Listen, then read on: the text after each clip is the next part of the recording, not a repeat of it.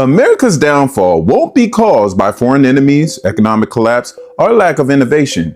It will be destroyed by the very things it was built on: racism, greed, power, and the exploitation of the marginalized. People say sports aren't political, but history keeps proving otherwise. You want to know what finally pushed Alabama to integrate their football team? Not morality and not fairness. They got their asses kicked. Europeans didn't inherit history. They burned it. Not out of ignorance, but because they knew the truth would void the receipts. The truth would collapse the entire storyline.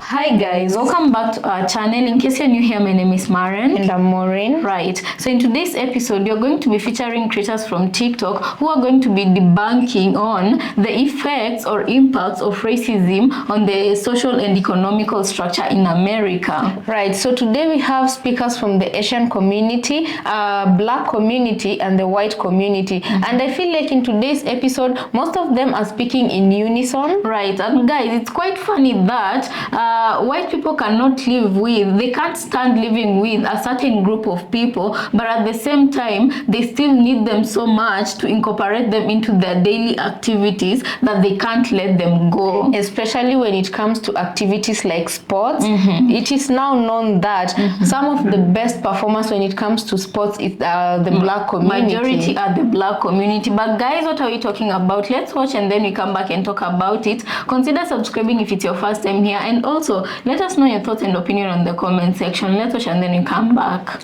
People say sports aren't political, but history keeps proving otherwise. You want to know what finally pushed Alabama to integrate their football team? Not morality and not fairness. They got their asses kicked. So let's talk about the 1970 game that forced the South to stop pretending black athletes weren't superior on the field, and why this mindset is still playing out today. So by 1970, Alabama football under Bear Bryant was a powerhouse. But there was one problem, okay? They refused to integrate. While other schools were already recruiting black players, Alabama was holding on to segregation like their lives depended on it. And why wouldn't they? In the Jim Crow South, college football was as much about white supremacy as it was about winning games, okay? Let's be honest. So then came September 12th, 1970. Alabama scheduled a home game against the University of Southern California, USC, a fully integrated team featuring an all-black backfield. This wasn't just a football game, it was a racial reckoning on the field. So what happened? USC absolutely destroyed Alabama. No surprise, right? The final score was 42-21, and Alabama had no answer for black running back Sam Cunningham, who put on a freaking clinic. He rushed for 135 yards on just 12 carries and scored 2 touchdowns. And he sent a crystal freaking clear message to the Crimson Tide. This game became a defining moment in the history of race in American football. So for the first time, the South couldn't deny it anymore. Black players weren't just equal, they were superior on the field. And legend has it that after the game, Alabama's head coach Bear Bryant brought Cunningham into the Alabama locker room and told his players, "This is what a football player looks like." But let's be clear. Bryant didn't just suddenly become anti-racist, okay? He realized that if Alabama wanted to continue to dominate, they had to start recruiting black players. The game had such a profound impact that Bryant asked Alabama's Board of Trustees for permission to recruit players regardless of color.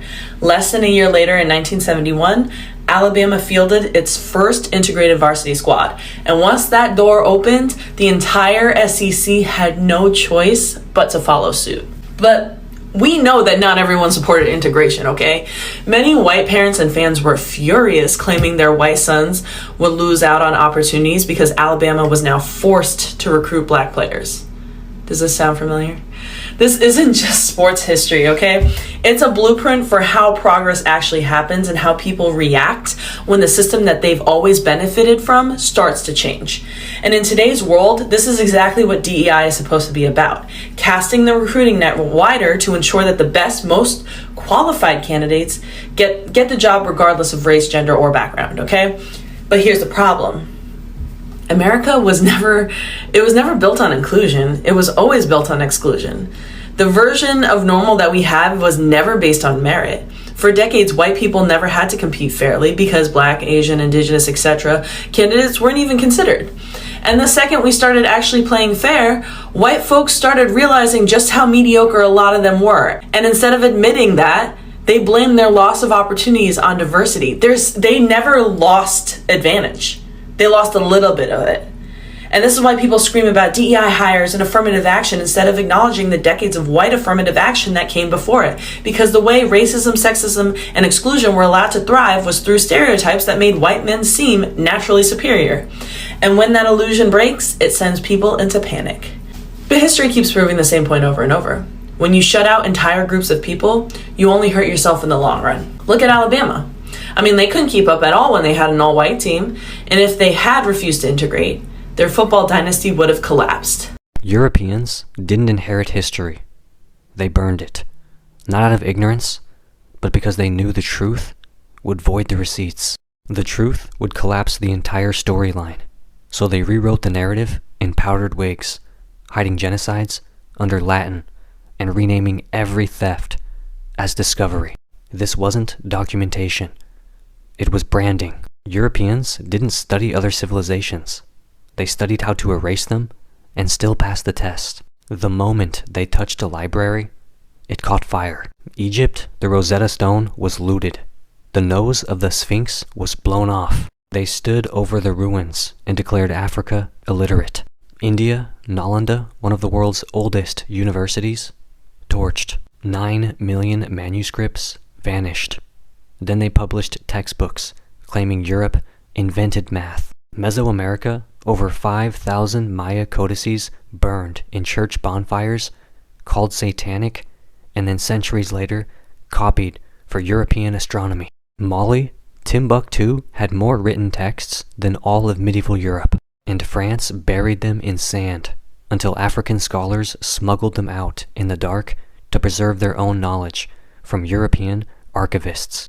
This isn't history. This is a global arson scene, and the suspects kept the ashes. They didn't just erase, they rebranded. Algebra becomes Western math. Optics becomes Galileo's dream. Surgery, astronomy, navigation, pulled from Arabic, African, and Asian sources, stripped of origin, and resold in powdered French as the Enlightenment. They erased the Ethiopian roots of early Christianity, the Nubian queens who governed astronomical calendars, the zero-based logic of India, the land stewardship of the Haudenosaunee, the feminist inheritance of the Ibwa, and replaced it all with a montage of pale men thinking in cellars. They didn't progress. They plagiarized and pretended to be the source. The Renaissance wasn't a rebirth. It was a break-in. While Europe was still exercising women for having dreams, the Islamic world had hospitals, legal scholarship, chemistry labs, and academic peer review. And when Europe finally woke up, it did so by translating Arabic texts that had already preserved Greek, Indian, Persian, and African thought. Ibn Sina becomes a father of medicine with a Latin name. Ibn al-Haytham becomes a precursor to optics, even though his work predates Descartes by half a millennium. This wasn't a rediscovery. It was relay theft, with the baton of knowledge passed through fire, and then whitewashed mid-sprint. Even their maps lied. The Mercator projection stretches Europe, shrinks Africa, and centers the world around imperial delusion. The Middle East is only middle if Europe is the sun. Western civilization includes Australia and Canada, but not Ethiopia and Mexico, even though they had alphabets before Greek even existed. They called Africa tribal and forgot Europe was governed by inbred warlords in muddy castles with no plumbing. They called Haiti violent and named cities after Napoleon. They called indigenous science myth and European mythology canon. They stole bronze from Benin, called it art preservation, and then locked it behind glass and slapped a plaque on it that says gift. Stolen artifacts were labeled generous. Massacres were called missions. Human trafficking was called trade. This isn't historical confusion. It's weaponized curriculum. The lies are maintenance. The truth would collapse the floorboards. Because if the world knew that Europe industrialized slavery and called itself abolitionist, if they knew that democratic indigenous governments were destroyed to install monarchies and puppet regimes, if they knew that Europe's civilizing missions involved famine, sterilization, language erasure, museum theft, and state-engineered extinction campaigns, then there would be nothing left to claim. No moral ground. No myth of progress. Just receipts written in blood and buried under their museums.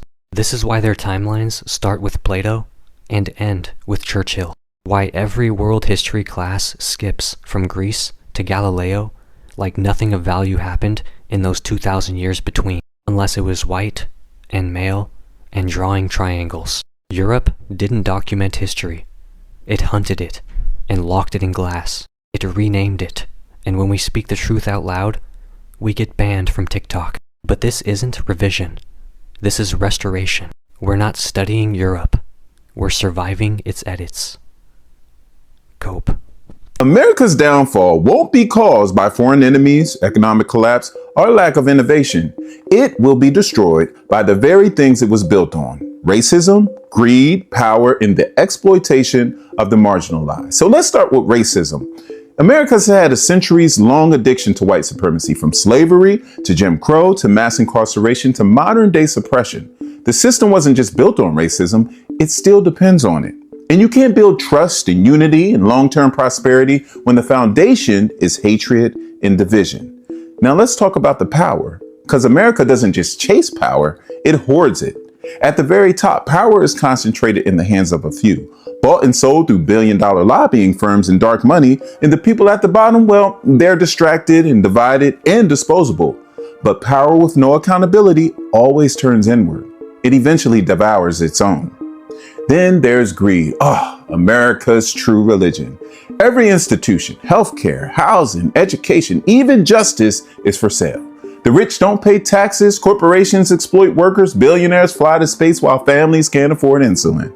And no emperor has ever survived when it values profit more than people. And finally, exploitation. This country built its wealth off the backs of stolen people on stolen land. And to this day, it thrives off keeping Black, brown, indigenous, immigrant, and poor communities in struggle. It's modern day plantation capitalism, wrapped in flags and hashtags. But here's the warning. You can only ignore the cries of the oppressed for so long before the system breaks. While America continues to argue about whether racism is real, the rest of the world is moving forward, investing in education, universal healthcare, green energy, and collective progress.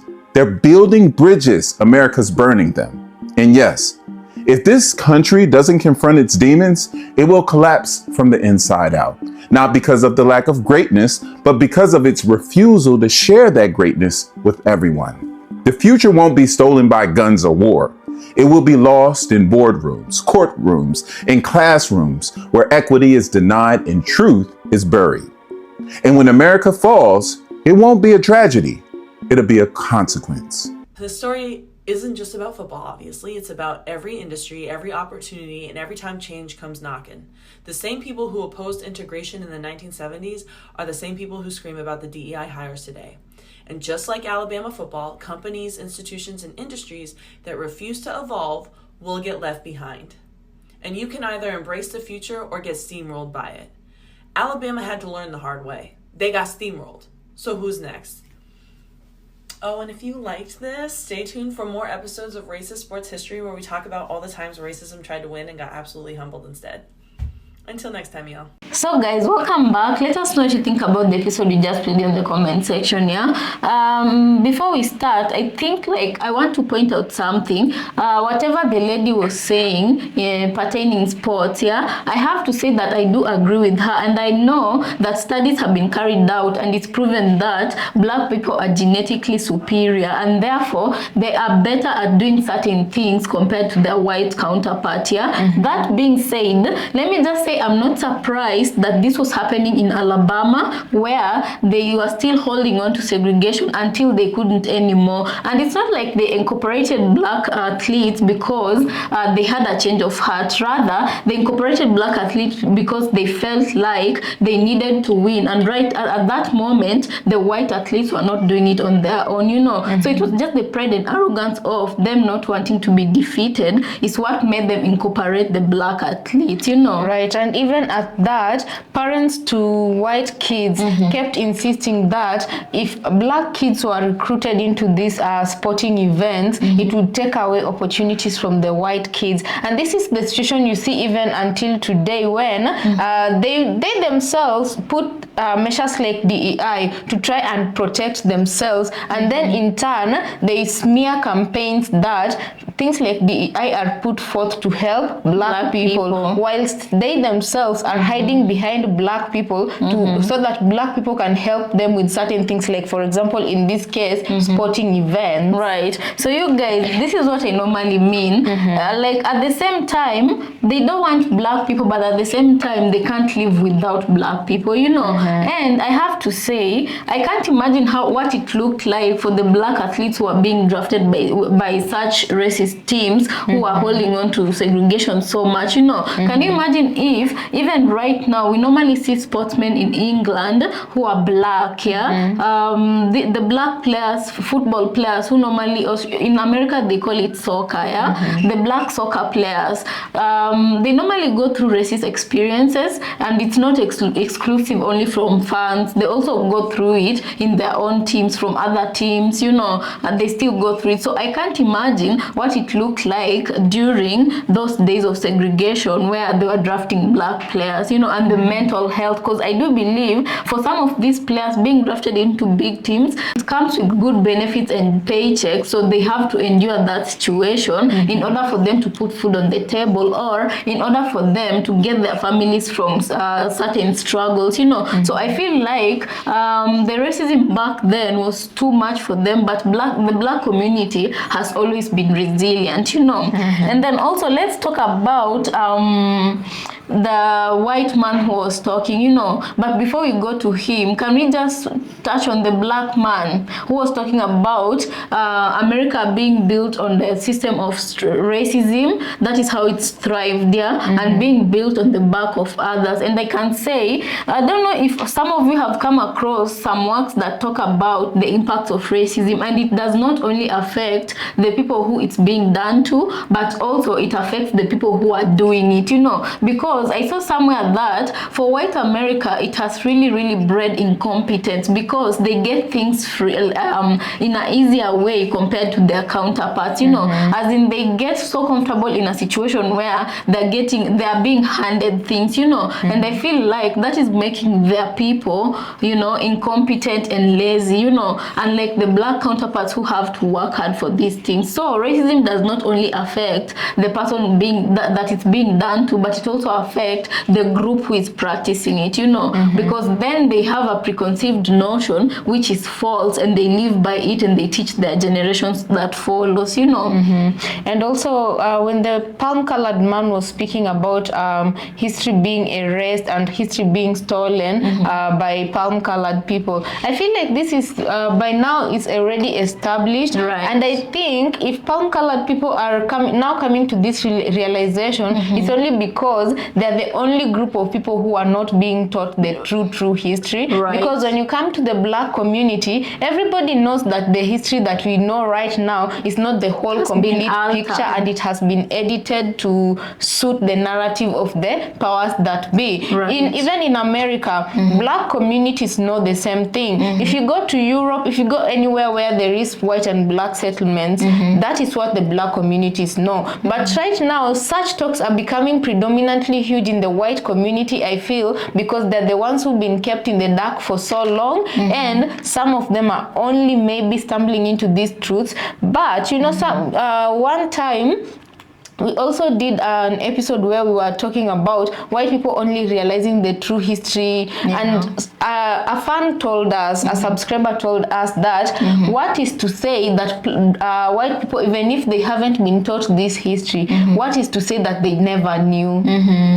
Some of them know, they just pretend because that system is working for them.